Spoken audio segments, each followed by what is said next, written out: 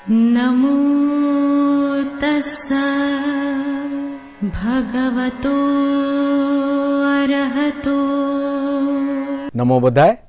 मैं आरपी सिंह आप सभी का हार्दिक स्वागत करता हूं हमारे विशेष कार्यक्रम धम्मदीप में। जैसा कि आपको विदित है कि धम्मदीप एक ऐसा कार्यक्रम है जिसमें तथागत बुद्ध के जीवन पर आधारित हर पहलू पर आप तक इस विषय पर जाने माने विशेषज्ञों द्वारा जानकारी दी जाती है। आज के इस एपिसोड में कल चले हुए एपिसोड जो कि काफ़ी वृहद था और बहुत महत्वपूर्ण, वह पूरा नहीं हो पाया था। इसलिए आज हम इसको पूरी जानकारी आपको देने के लिए आज हम फिर उसी विषय पर बात करेंगे। और हमारे मध्य उपस्थित हैं भंते डॉक्टर चंद्रकीर्ति जी।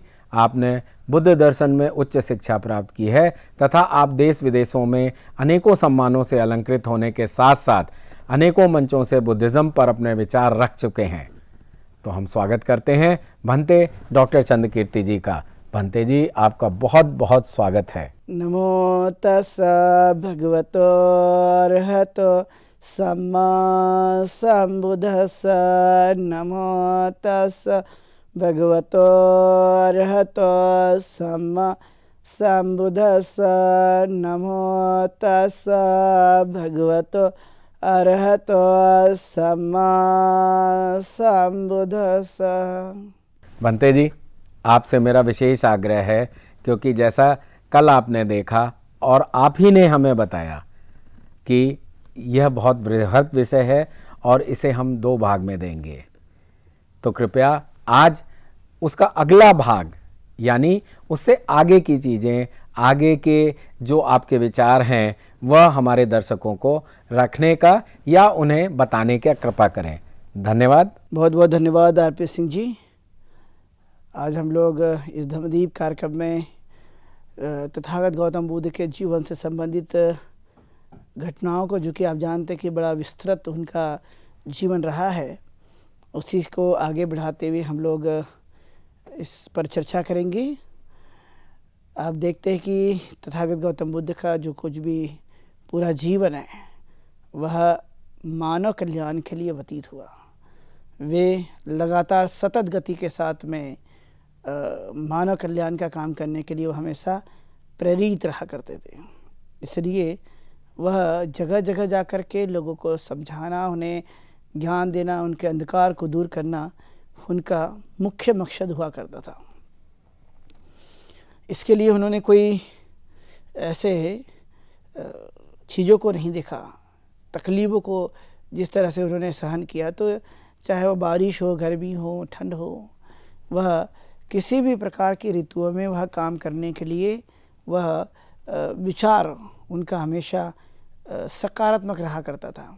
वह उससे पीछे नहीं हटते थे। तो यह देखते हैं तो आप देखेंगे कि उन्होंने अपने धर्म का जो मुख्य हेतु बनाया कि वह निर्वाण प्राप्ति के लिए है, सुख प्राप्ति के लिए, शांति के प्राप्ति के लिए है।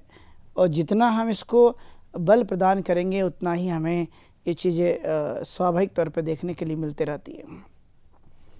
संपूर्ण जीवन जो कि आप जानते हैं कि किस तरह से व्यतीत होते रहता है, चाहे वह राजगृह हो, श्रावस्ती हो, नालंदा हो, बोधगया हो, सारनाथ हो, या उस काल के और भी बहुत सारे ऐसी जगह जहाँ पर जाकर के उन्होंने उपदेश किया, लोगों को समझाया, लोगों को बताया कि किस तरह से हम जीवन को जी सकते हैं। तो जैसे आप देखते हैं कि वैशाली के जो वज्जी लोग थे उनको उन्होंने उपदेश किया। वो उपदेश किया था कि आप लोगों को ये नियमों का पालन करेंगे तो आपकी सामाजिक एकता बनी रहेगी, और वो सामाजिक एकता आपके जीवन को अच्छा बनाए रखने पर कहीं ना कहीं असरकारक होगी। तो वे कहते कि एक तो बड़ी संख्या में हमें इकट्ठा होना चाहिए, बार बार इकट्ठा होना चाहिए। जब हम बार बार इकट्ठा हो जाते हैं तो उसका निर्णय लेने का जो भाव है वो अच्छी तरह से निर्णय लेना चाहिए और सहमति होनी चाहिए। माताओं का, बहनों का, यानी स्त्रियों का सम्मान होना चाहिए। जो बुजुर्ग होते हैं उनका सम्मान होना चाहिए।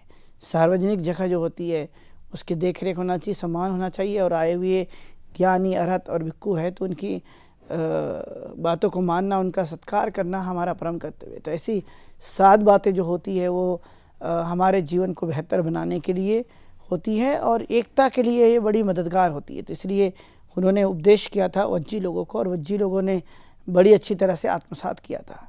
और इसलिए राजा अजातशत्रु भी उनको जीत नहीं पाए थे। उनको लगता था कि मैं वज्जी लोगों पर विजय प्राप्त कर लूँगा, लेकिन एक बार वस्कार ब्राह्मण तथागत के पास आते हैं और कहते हैं कि राजा अजातशत्रु उनको जीतना चाहता है। तब तथागत ने भिक्खु आनंद को बुलाया कि बताइए कि मैंने जो उन्हें ये बातें बताई थी वह मानते ही नहीं मानते। तथागत ने कहा कि वे ज़रूर मानते हैं, और जब वो मानते हैं तो तथागत ने वस्कार ब्राह्मण को कहा, जाओ अपने राजा को बताओ कि उनको जीता नहीं जा सकता। इसीलिए जो 7 बातें उन्होंने बताई थी उसे हम सप्त परिहानी धम्म कहते हैं। यह जीवन के लिए बेहतर है। वैसे ही जब आप देखेंगे तो आप पाएंगे कि तथागत गौतम बुद्ध मैत्री पर विशेष बल देते हैं, और मैत्री को तथागत ने भिक्खु आनंद को संबोधित करते हैं संपूर्ण धर्म है। मैत्री मतलब संपूर्ण धर्म, और मैत्री जो कि हर एक व्यक्ति के प्रति, हर एक इंसान के प्रति, हर एक जीव के प्रति वह मन का भाव उत्पन्न होना चाहिए, जहाँ पर दया, प्रेम, करुणा जो भावनाएं हैं वो मानसिक अवस्था पर मजबूत होती है। इसलिए मैत्री भावना के बड़े लाभ हैं। एक तो सुखपूर्वक मनुष्य रहता है, वह स्वस्थ रहता है, उसे बुरे सपने नहीं आते, वह व्यक्ति किसी से भय नहीं खाता, विषैले जंतु उन्हें हानि नहीं पहुंचा सकते, आग उन्हें हानि नहीं पहुंचा सकती, जल उन्हें हानि नहीं पहुंचा सकते, और बुरे सपने नहीं आते। तो इस तरह से मैत्री भावना जो कि मन में यदि है उसको हम हर दिन करते रहते हैं, सबके कल्याण की बातें सोचते रहते, तो वहाँ पर ये चीज़ें हमें देखने के लिए मिलती है कि मैत्री का असर, मैत्री का लाभ मनुष्य के जीवन काल में होता है। ये मानने से मनुष्य अच्छा बना रहता है। उसी तरह से तथागत गौतम बुद्ध ने कुछ लोगों को और समझाया। जो उस काल के जो लोग थे, सिगाल जो लोग थे, उनको तथागत ने समझाया, उन्हें बताया कि कहाँ कहाँ हानि होती है और किस किस तरह से हम अच्छी चीज़ों को अपना सकते हैं। उन्होंने कहा कि जब मनुष्य को शराब की लत पड़ जाए, आदत पड़ जाए, तो उससे 6 हानियाँ होती है। एक तो पैसे चले जाते हैं, भविष्य में बड़ी बीमारी होने की संभावना होती है, वो दुष्चरित्र के हो सकते हैं, उन पर कोई विश्वास नहीं करता, और वह भविष्य में मानसिक कमजोरी को भी प्राप्त करते रहते हैं। तो इस तरह से हानियाँ होती है। वैसे ही आप देखेंगे कि जो आलसी प्रवृत्ति के लोग होते हैं उनके अंदर में भी कुछ चीज़ें देखी जाती। तो कहा जाता है कि बहुत थक गया हूँ, ठंड लग रही है, गर्मी लग रही है, बारिश आ रही है, मैं भूखा हूँ। ये जो लक्षण जिसके अंदर देखे जाते हैं तो वह स्वाभाविक तौर पे आप देखेंगे कि वह आलसी प्रवृत्ति के व्यक्ति का लक्षण है। किसी को नाच गाने का लत पड़ जाए तो वो देखते रहता है नाच गाने कहाँ हैं, कैसे मुझे वो देखने के लिए मिलेगा। तो रात में ऐसे करने से उस पर कोई विश्वास नहीं करता। यदि कोई घटना होती तो सबसे पहले पुलिस उन्हें पकड़ती है और उसका समय ऐसे ही बर्बाद होते रहता है। इसलिए इंसान को चाहिए कि वह अपने समय का सदुपयोग करते हुए अपने जीवन को जीते रहे और राग, द्वेष, मोह से मुक्ति पाए। यही मनुष्य के लिए एक श्रेष्ठ जीवन है। इसलिए तथागत ने भिक्षुओं को, भिक्षुणियों को, उपासक उपासिकाओं को संबोधित करते हुए यही उपदेश दिया कि राग, दोष से तिलांजलि, मोह से तिलांजलि वो मनुष्य के जीवन काल में बिल्कुल भी नहीं होना चाहिए, क्योंकि वह दुखदायी होता है। तो जो जिन चीज़ों से दुख उत्पन्न होता है वह चीज़ें हमें पूरी तरह से समाप्त कर देना। जब हम समाप्त करते हैं तो यह हमारे जीवन को एक बेहतर अवसर प्रदान करने के लिए यह लाभकारी होती है। इसलिए तथागत गौतम बुद्ध ने यही बातें समझाई। विशाखा को धनंजय जो थे उनके जो उनके घर के व्यक्ति, उन्होंने कुछ खास उपदेश उनको बताया था कि विवाह के बाद जब महिला घर जाती है, ससुराल जाती है, तो उसे क्या करना चाहिए। तो उन्होंने कहा कि जो घर की आग बाहर मत लेकर जाओ और बाहर की आग घर में लेकर मत आओ, जो देता है उसे ही देना और अच्छे से मन प्रसन्न होकर के अपने गृहस्थी के कार्यों को करना, खुश रहना। और जब ये हम इस तरह से करते हैं तो स्वाभाविक है कि एक जीवन में अच्छी चीज़ों की प्राप्ति होती है। उसी के साथ साथ उन्होंने कहा कुछ ऐसे भी पति पत्नियां होते हैं जिनके अंदर में ये गुण देखे जाते हैं। तो पति पत्नी अच्छे वे हैं जो खुद भी हिंसा नहीं करते और दूसरों की भी हिंसा नहीं करते हैं। वह खुद भी चोरी नहीं करते, दूसरों की भी चोरी नहीं करते हैं। वह व्यभिचार नहीं करते, दूसरों को व्यभिचार के लिए प्रेरित नहीं करते हैं। खुद भी झूठ नहीं बोलते और दूसरों को भी झूठ बोलने के लिए प्रेरित नहीं करते। खुद भी वह शराब या नशीले पदार्थ का सेवन नहीं करते और दूसरों को भी वह नहीं करने देते। तो ये तो श्रेष्ठ है। लेकिन कुछ ऐसे भी देखे जाते हैं, यानी खुद भी हिंसा करते हैं, दूसरों को भी हिंसा करने के लिए प्रेरित करते हैं। खुद भी चोरी करते हैं, दूसरों को भी चोरी करने के लिए प्रेरित करते रहते हैं। खुद भी व्यभिचारी है, दूसरों को भी व्यभिचार करने के लिए प्रेरित करते हैं। खुद भी असत्य बोलते हैं तो दूसरों को भी असत्य बोलने के लिए प्रेरित करते रहते हैं। कुछ ऐसे भी लोग हैं जो नशीले पदार्थ का स्वयं भी सेवन करते हैं, दूसरों को भी प्रेरित करते हैं। तो उन्होंने कहा ये ठीक नहीं है। व्यक्ति को वह चाहिए कि कम से कम वह अपने जीवन काल में अपनी प्रतिष्ठा को बनाए रखने के लिए इन नियमों का, इन आचरणों को जीने के लिए प्रयास करते रहे।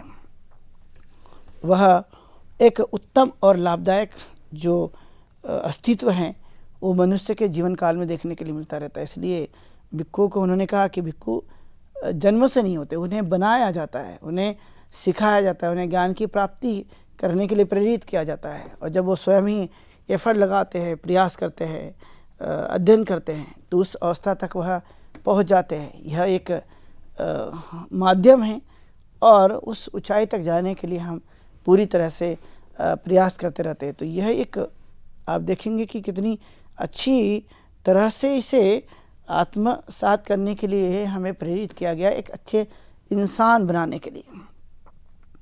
जब वो अच्छे इंसान बनते हैं तो उन्हें अच्छी तरह से आत्म सम्मान के लिए वह अवसर मिलता है।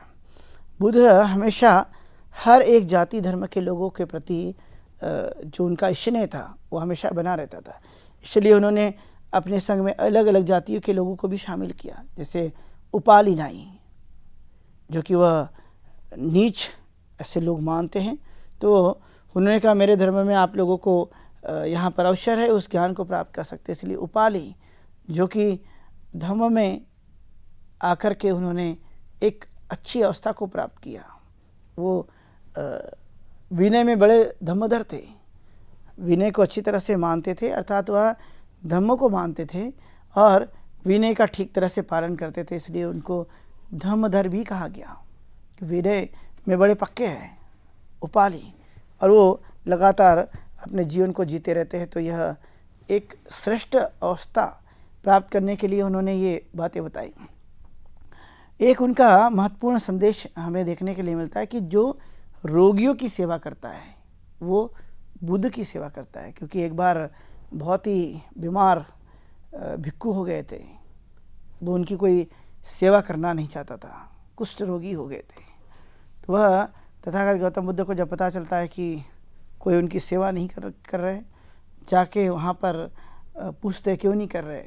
तो उन्होंने कहा कोई भी यह सेवा करने के लिए आगे नहीं बढ़ता। तब तथागत स्वयं उनको नहलाते हैं, उनको चीवर पहनाते हैं, अच्छी तरह से उनको साफ़ सुथरा बनाते हैं, क्योंकि वह जहाँ पे भी बैठते थे वहाँ गंदगी कर देते थे। इसलिए तथागत ने फिर उपदेश दिया भिक्खु को कि कोई भी संघ का सदस्य, कोई भी व्यक्ति यदि बीमार हो जाता है तो उसकी सेवा करना अत्यंत जरूरी है, क्योंकि वो खुद नहीं कर सकता लेकिन दूसरे जो स्वस्थ है वो जरूर उनके काम आ सकते हैं। तो यह उनका उपदेश यही था, जो रोगियों की सेवा करेगा वो बुद्ध की सेवा करेगा, और जो बुद्ध की सेवा करेगा वह अच्छा एक व्यक्ति बनेगा, अच्छा नागरिक बनेगा, कर्तव्य के प्रति वह जागरूक रहेगा। इस तरह का जो भाव मनुष्य के अंदर में देखा जाता है कि साधारण नहीं है। उन्होंने ऐसे बहुत सारे लोगों की समस्या सुलझाने का काम किया, जैसे किस्सा गौतमी, जो कि उनकी एक पोती का निधन हो गया। श्रावस्ती में ऐसे बहुत सारे तो घर थे, लेकिन वह बड़ी दुखी हो गई। तो तथागत ने उन्हें समझाया कि इसमें दुखी होने की कोई ज़रूरत नहीं है, शोक करने की ज़रूरत नहीं, क्योंकि यह सत्य पर आधारित हैं।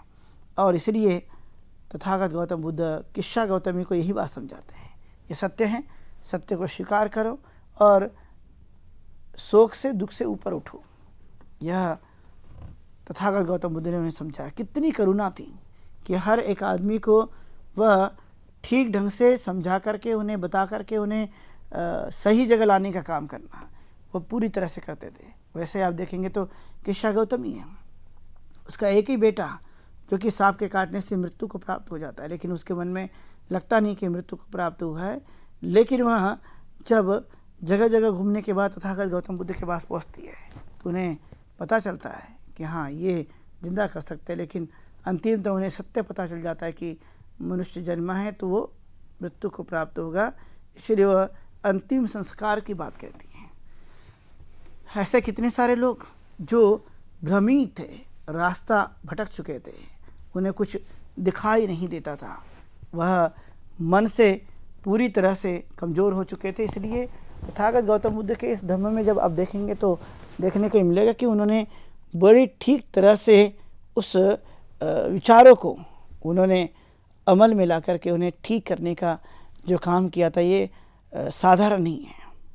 यह एक उच्च कोटि का ज्ञान है जिसके भरोसे मनुष्य करते रहता है। सभी के सभी यह सब नहीं कर पाते। हम जानते हैं कि उनका बेटा जो कि राहुल, जो बचपन में ही उन्हें सामनेर बना दिया गया था और सामनेर की दीक्षा करा दी गई थी, उन्हें भी वो बड़े उपदेश करते हैं कि व्यक्ति ने अच्छी तरह से रहना और शीलों का अभ्यास करना, उसमें झूठ तो जानबूझ करके भी और मजाक में भी नहीं बोलना चाहिए। इसी तरह का उन्होंने उपदेश दिया था और वह सच्चाई को जान करके अपने जीवन के प्रति वह बड़े अच्छे बन चुके थे। यशोधरा जो कि वह यही समझती रहती थी कि तथागत गौतम बुद्ध ने यदि कल्याणकारी काम करने का यदि इरादा मजबूत कर लिया है, वह उसी काम को करना चाहते, तो उनका योगदान उनके लिए, उनका साथ उनके लिए इस काम के लिए अवश्य था। चाहते थे कि संसार के दुखों को समाप्त करने के लिए यदि ये निकले तो इनकी हमें मदद करनी चाहिए, इनकी सहायता करनी चाहिए, और ये अच्छी तरह से वह कर पाए, एक बड़ा उदाहरण प्रस्तुत करते हुए। ये कोई साधारण नहीं है। सारिपुत्र मोगलायन जो कि उस काल के धम्म के बड़े सेनापति हुआ करते थे, दोनों ही जो बड़े नेतृत्व करने का जिनके अंदर में गुण था, उनको भी तथागत गौतम बुद्ध सेनापति बनाते हैं और उन्हें जिम्मेदारी देते हैं। वे भी धम्म में बड़े पारंगत थे, उन्हें भी अलग अलग तरह की विद्याओं का ज्ञान था और वह जन्म पुनर्जन्म की कंसेप्ट को भी बड़ी अच्छी तरह से जानते थे। इसलिए महाप्रजापति गौतमी को भिक्खु सारिपुत्र उपदेश करते हैं अभिधम्म के लिए, और जब उपदेश करते हैं तो उनके बारे में पता चलता है कि किस तरह का हमारा चित्त है, किस तरह का हमारा रूप है, किस तरह का हमारी चेसिक है, और निर्वाण की जो अवस्था है वो सबसे ऊंची है, जहाँ सुख के अलावा और कुछ भी नहीं है। तो यह ठीक तरह से जानने के बाद, ठीक तरह से आचरण करने के बाद हमें तो ये चीज़ें स्वाभाविक तौर पे मिलते रहती है, हम उसका आचरण करते रहते हैं, उसको जीते रहते हैं। और अंतिमतः सारिपुत्र कहते हैं कि मैं जहाँ पे जन्मा था, जिस गांव का मैं रहने वाला हूँ, वहाँ पर ही मैं अंतिम अपना शरीर भी त्यागने वाला हूँ। तथागत ने उन्हें अनुमति दे देते हैं कि ठीक है, यह जैसे आपकी सुविधा के अनुसार वैसा आप कर सकते हैं, इसमें कोई दिक्कत नहीं है। तो इस तरह से तथागत गौतम बुद्ध के काल में हम जब देखते हैं तो अलग अलग जो लोग थे वह उनके सानिध्य में आकर के एक श्रेष्ठ अवस्था तक पहुंचने के लिए जो भी मार्ग हो सकता था, वो सभी के सभी मार्ग उन्होंने सभी को बताते हुए उन्हें एक अच्छी अवस्था तक ले जाने का काम किया। ये कोई साधारण नहीं, यह एक बड़ा संघर्षमयी कार्य है। और जो भी व्यक्ति इस तरह से संघर्षमयी कार्य को जीता है, खुद भी संघर्ष करता है, तो वह एक महानता के शिखर तक चले जाता है, उस अचीवमेंट को वह हासिल करते रहता है। इसलिए तथागत के धर्म में आप देखेंगे कि यहाँ पर स्त्री और पुरुष दोनों समान बनाए गए, यहाँ किसी भी प्रकार का कोई मतभेद नहीं रखा गया, क्योंकि धम्म का आधार ही यही है कि वहाँ पे स्वतंत्रता हो, समानता हो, बंधुभाव हो और न्याय स्थापित करने वाला वह मनुष्य का जीवन हो। तो इस तरह से उन्होंने एक आधार स्तंभ लाते हुए इस बातों को पूरी तरह से समझाने का प्रयास किया। लोगों ने स्वीकार किया कि ये तो बड़ा धन्य है। इसलिए तथागत गौतम बुद्ध के माता पिता के प्रति लोग बड़े कृतज्ञवान रहते थे। उनने समझा कि ये बड़े धन्य लोग हैं जिनकी वजह से ये बुद्ध प्राप्त हुए और बुद्ध ने संसार के जीवन को, अंधकार के जीवन को पूरी तरह से समाप्त करने का ही प्रयास किया। ये उनका मूल हेतु हुआ करता था उस कार्य में। और उन्होंने, आप जब देखेंगे तो आपको देखने के लिए पता चलेगा कि कर्म को किस तरह से वो आइडेंटिफाई करते हैं, कर्म बताते हैं, क्योंकि कर्म तो एक मनुष्य के जीवन का अभिन्न अंग है, वह दूर नहीं हो सकता। तो वे कहते कि जैसा बोते हैं वैसा काटते हैं, ये सिद्धांत है। और इस सिद्धांत के तहत जब आप देखेंगे तो आपको देखने को मिलेगा कि हम जो भी करते हैं उसका जो आउटपुट है वो हमें प्राप्त होते रहता है। इसलिए कर्म पर, पुनर्जन्म की संकल्पना को उन्होंने ठीक तरह से बताया, समझाया कि किस तरह से मनुष्य का जीवन जो है वो जन्म और मृत्यु के इस भाव से बाहर हो जाता है। और कौन आदमी है जो इसी में वो लगा रहता है, भाव होने की इच्छा के आधार पर वह बना रहता है। और ये सबसे बड़े गुणधर्म देखे जाते हैं जो कि मनुष्य के जीवन काल में वह स्वाभाविक तौर पर आते हैं। तथागत ने कहा इस सर्वोन्नत के गुण बड़े श्रेष्ठ गुण हैं, क्योंकि वह एकाग्रता उनके पास रहती है, संयम उनके पास रहता है, वह निर्भीक बने रहते हैं, डर उनके पास नहीं रहता है, वह अपने उत्साह को बरकरार रखते हैं, उत्साह को कभी वह समाप्त होने नहीं देते और चित्त की समाधि का वह अभ्यास करते रहते। इसलिए वह पूर्ण जागरूकता, यह जीवन का वह लक्ष्य जहाँ पर हम सुख की प्राप्ति के लिए प्रयास करते रहते, तो यह तथागत गौतम बुद्ध के द्वारा बताया गया जो जीवन मार्ग है, ये जीवन मार्ग एक प्रकार से उत्तम जीवन मार्ग है, जहाँ पर हर एक आदमी को, हर एक मनुष्य को वह अच्छी तरह से जीवन यापन करने के लिए बार बार प्रयत्न करना पड़ता है और वह किया जाता है। इसलिए तथागत गौतम बुद्ध का जन्म जैसे आप देखेंगे तो एक बड़ा त्रिकोण लिए हुए देखने के लिए मिलता है, जन्म, मृत्यु, ज्ञान प्राप्ति। यह सेम उसी दिन जिसे हम वैशाख डे मानते हैं, वैशाख पूर्णिमा मानते हैं, उसी दिन उनको जन्म, ज्ञान की प्राप्ति और महापरिनिर्वाण, यह तीनों ही बातें एक दिन घटित होते देखने के लिए मिलते रहती है। तो यह एक ऐसी प्रवृत्ति जहाँ पर प्रकृति के गोद में, प्रकृति जहाँ पर रहती है, हर एक मनुष्य उससे प्रकृति से जुड़ा हुआ है, उसका एक हिस्सा है, तो वह प्रकृति के सानिध्य में, खुले आसमान में वह इस तरह से अपने आप को वह जन्म के साथ, देशना के साथ और महापरिनिर्वाण के साथ पाते हैं। और वहाँ पर यही चीज़ देखने के लिए मिलती है। इसलिए उनका अंतिम जो कुछ भी समय था वह तब भी कल्याणकारी था, शुरुआती दौर में भी कल्याणकारी था, मध्य में भी कल्याणकारी रहा है। तो ये जो एक प्रकार से जीवन जीने की जो पद्धति है वह मनुष्य के लिए कितनी लाभदायक है, कितनी सार्थक है, किस तरह से वह अपने उच्च कोटि के जीवन को बनाए रखने में मदद करती है। तो ये सब पहलू जो कि उनके जीवन के पहलू है, घटित हुए पहलू हैं, और उन पहलुओं से ही हम जानते कि किस किस तरह से शिक्षाएं काम करती हैं और वह हमारे अपने जीवन को श्रेष्ठ बनाए रखने पर भी मदद करती हैं। तो आप देखेंगे कि धम्मचक्र प्रवर्तन में यही बातें वो हमेशा बताते रहते हैं, जहाँ पर मैत्री, करुणा, मुदिता, उपेक्षा की बात करते हैं, जहाँ पर वो सम्यक दृष्टि, सम्यक संकल्प, सम्यक वाणी, सम्यक कर्म, सम्यक आजीविका, सम्यक व्यायाम, सम्यक सती, सम्यक समाधि की बात करते हैं। वह बात करते हैं प्रत्युत्तर समुत्पाद की, यानी अविद्या पच्चया संखारा, संखारा पच्चया वियान, वियान पच्चया नाम रूप पच्चया सड़ायतन, सड़ायतन पच्चया फस्सो, फस्स पच्चया वेदना, वेदना पच्चया तन्हा, तन्हा पच्चया उपादान, उपादान पच्चया भव, भव पच्चया जाति, जाति पच्चया जरा मरण शोक परिदेव, दुख दोमनस्य उपायस्य खंडस्य होती। अर्थात जीवन के उस दुखों को समाप्त करने का यही एक मार्ग है जिसे हम पतित समुत्पाद के रूप में देखते हैं। वैश्यशील जो कि एक प्राथमिक तौर पर हम इसे आत्मसात करते रहते हैं, हिंसा नहीं करनी, चोरी नहीं करनी, व्यभिचार नहीं करना, झूठ नहीं बोलना, मादक पदार्थ का सेवन नहीं करना, ये सभी की सभी जो बातें देखने के लिए मिलती है, तो ये एक बड़ा श्रेष्ठ है। उसी के साथ साथ जब आप देखेंगे तो हमें एक विशाल और बड़े पैमाने पर ये चीज़ें, जैसे कि 10 पारमिताएँ, तो 10 पारमिता में आप देखेंगे कि कौन कौन सी 10 पारमिताएँ, तो उन्होंने कहा दान है, क्षमा है, सील है, समाधि है और ये निष्कर्म है।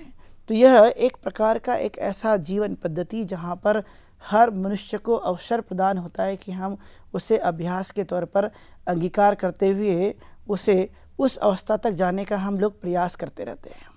और ये करने के लिए उन्होंने साफ तौर पर इस विचारों को प्रकट करने की कोशिश की। चाहे फिर उन्होंने कहा कि जो भिक्खु है, भिक्खुनियाँ हैं, जो उपासक उपासिकाएँ हैं, ये सभी के सभी जिसको हम श्रावक संघ मानते हैं, इन्होंने स्वयं ही इसको अंगीकार करना चाहिए।